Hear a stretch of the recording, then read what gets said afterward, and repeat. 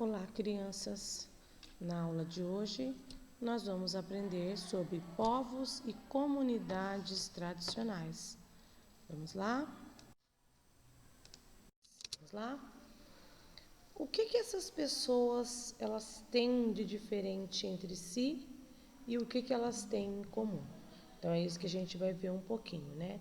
De todos aqueles povos que a gente aprendeu nas atividades anteriores, nós vamos falar um pouquinho o que eles têm de diferente e o que eles têm de parecido, de igual, né? O que eles têm em comum.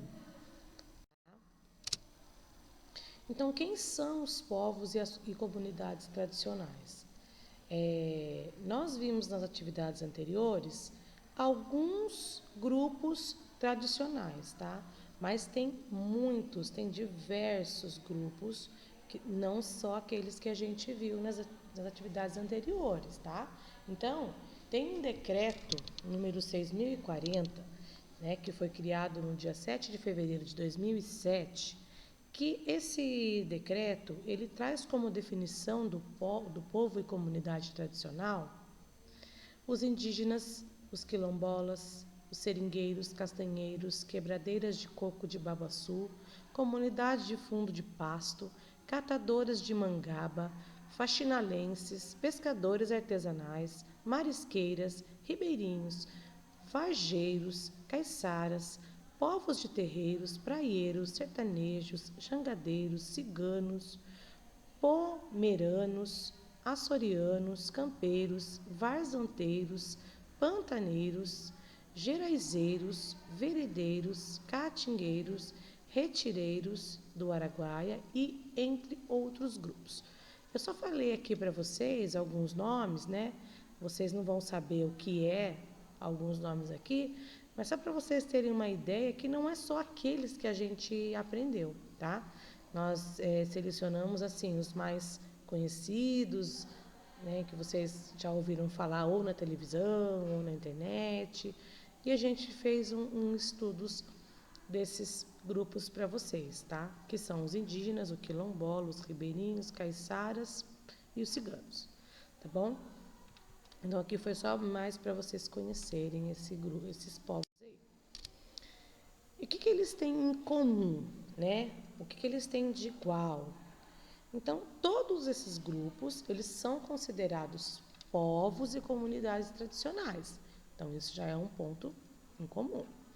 Todos os grupos extraem da biodiversidade brasileira os recursos para sua manutenção e produção social. Então, ou seja, eles extraem da natureza aquilo que eles precisam para sobreviver, tá? Eles plantam, eles colhem, eles fabricam artesanato, tudo isso extraído da natureza, tá? E eles têm também uma luta, uma causa, tá? Em comum, que é a que eles lutam para preservar a identidade de cada grupo e o seu território, né? Então eles lutam para ter as terras que eles moram, porque foram terras deixadas para eles de antepassados, né? De pessoas do grupo deles lá no passado, que foi deixando aquela terra, foi passando de geração em geração, e hoje eles brigam para poder conseguir se manter nesse território, tá? Então, essa é uma luta em comum que eles têm. Todos esses povos lutam para permanecer a sua herança cultural, né? Para que aquilo não se acabe.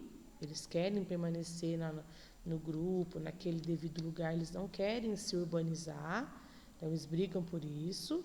E eles brigam também por poder conseguir morar nesse mesmo lugar, tá bom? E agora aqui, o que eles têm de diferente um do outro, né? Como é que eles vivem? Então, eles são grupos culturalmente diferenciados, que possuem formas próprias de organização, sejam elas culturalmente, socialmente, religiosa e econômica, utilizando conhecimentos, inovações e práticas geradas e transmitidos pela tradição. Então, ou seja, o que eles têm de diferente são os hábitos e os costumes. Cada grupo, eles se organizam de uma forma, né? Eles têm a cultura diferente, a crença diferente um do outro, a maneira como eles elaboram coisas para sobreviver economicamente, né, o financeiro, é diferente um do outro. Então, é basicamente isso só que difere um grupo do outro. É a maneira pela qual a cultura que foram deixada por eles, que eles brigam por continuar, são diferentes.